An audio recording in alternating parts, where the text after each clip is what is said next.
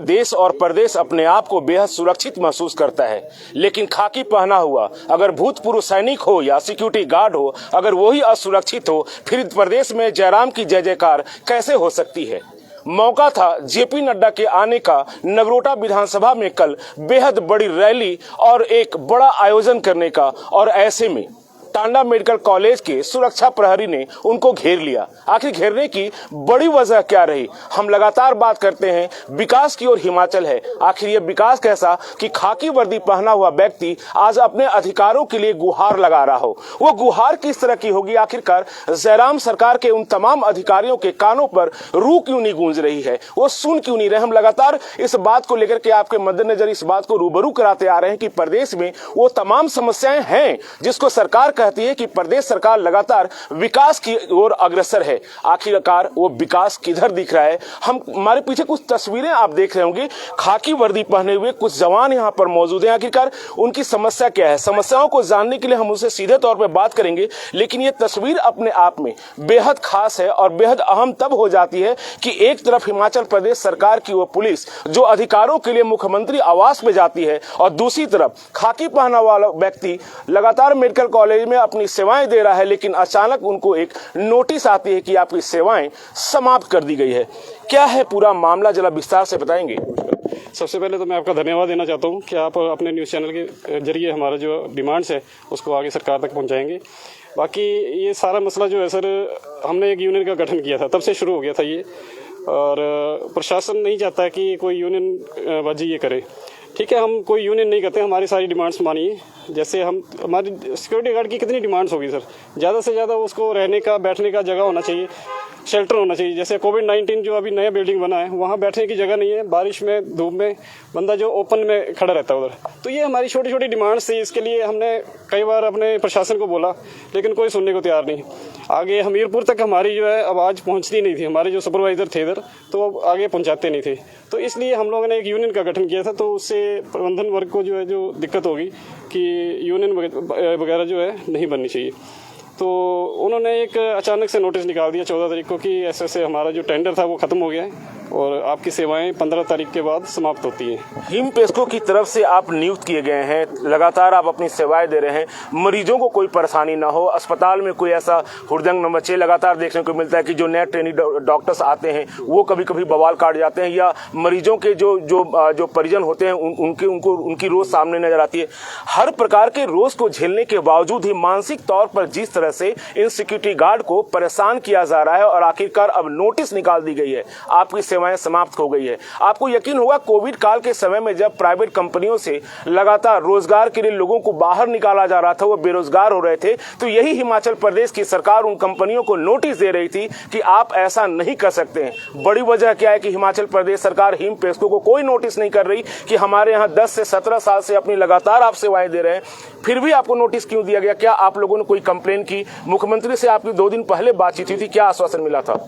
मुख्यमंत्री साहब ने यही बोला था कि हम बात करेंगे, जो हमारा हमीरपुर कॉर्पोरेशन के सीएमडी हैं, चेयरमैन मैनेजिंग डायरेक्टर, उनसे बात करेंगे और इस मसले को जो है जल्दी सुलझा लेंगे।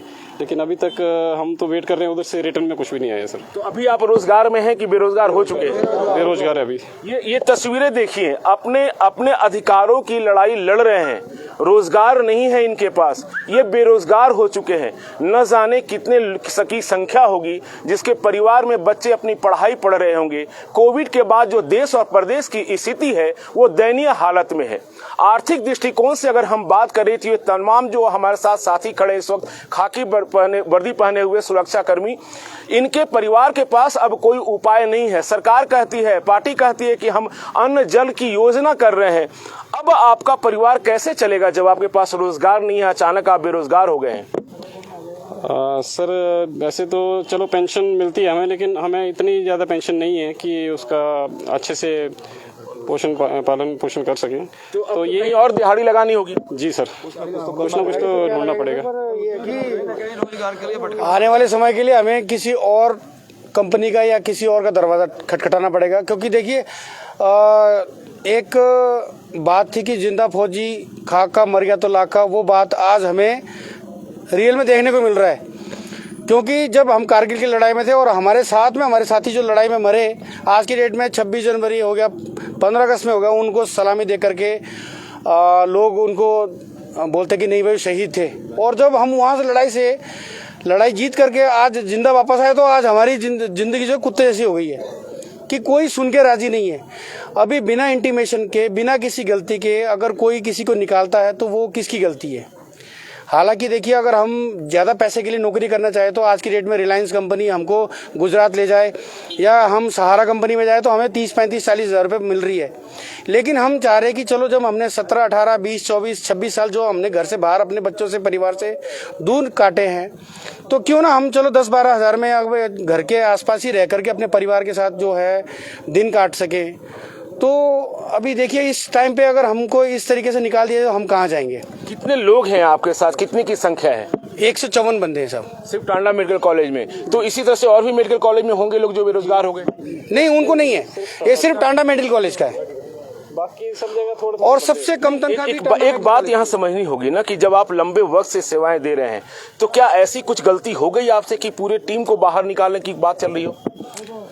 सब गलती तो हमारी तरफ से कुछ नहीं है ना। उनसे हम पूछ रहे कि हमारे से क्या गलती हुई, आप हमें बताइए कि आपने हमें क्यों निकाला। उनके पास भी कोई गलती नहीं है, क्योंकि हल्की सी भी कोई गलती होती है हमसे तो हमको पहले वो नोटिस देते हैं कि हाँ कारण बताओ, नोटिस भेजते हैं, उसमें हम कारण का जवाब भेजते हैं। अगर उनको सेटिस्फेक्शन होता है कि नहीं हाँ ये ठीक है तो वो रख लेते हैं, नहीं तो हमें आउट कर देते हैं। आज मुख्यमंत्री से और लोग से हम बात कर लेते हैं, आपसे बात कर लेते हैं। दाढ़ी बाल तो पक गए आपके, उस स्टेज पे है कि अब दिहाड़ी आपसे लगेगी नहीं, तो खड़े होकर के जाबाजी के तौर पर आप अपनी ड्यूटी निभा रहे थे, परिवार पाल रहे थे।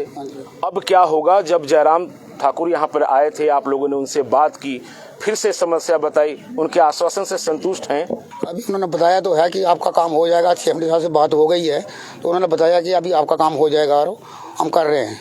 इससे पहले भी उन्होंने कहा था कि आपका काम हो जाएगा? इससे पहले भी 2 दिन 4 दिन पहले कहा था उन्होंने कि आपका काम हो जाएगा, पर हमारे साथ आज मुंह पर मुंह आज ही बात हुई हमारे से। आपको बता दें कि यहाँ के स्थानीय विधायक अरुण मेहरा उर्फ कुक्का, जो कि नगरोटा बगुआ विधानसभा क्षेत्र के विधायक हैं, और उनके ही विधानसभा में राष्ट्रीय अध्यक्ष भारतीय जनता पार्टी के जेपी नड्डा का एक बड़ा कार्यक्रम है। और इस कार्यक्रम को सफल बनाने के लिए, इसकी तैयारियों का जायजा लेने के लिए प्रदेश के सूबे के मुख्यमंत्री जयराम ठाकुर आज नगरोटा बगुआ आए थे।